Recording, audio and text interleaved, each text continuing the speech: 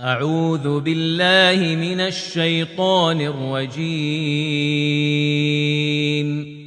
هنالك دعا زكريا ربه قال رب هب لي من لدنك ذرية طيبة إنك سميع الدعاء.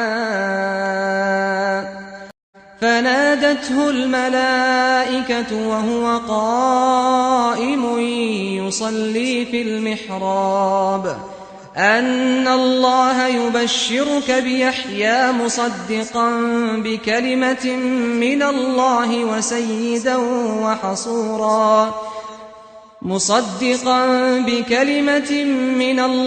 وسيدا وحصورا ونبيا من الصالحين.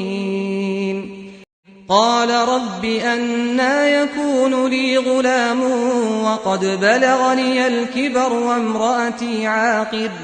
قال كذلك الله يفعل ما يشاء.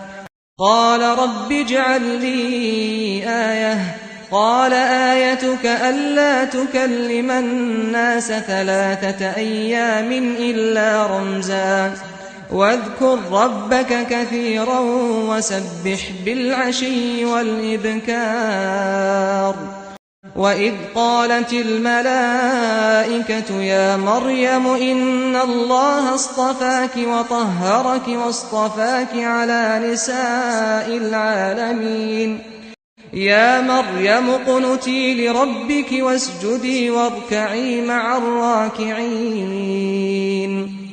ذلك من أنباء الغيب نوحيه إليك وما كنت لديهم إذ يلقون أقلامهم أيهم يكفل مريم وما كنت لديهم إذ يختصمون.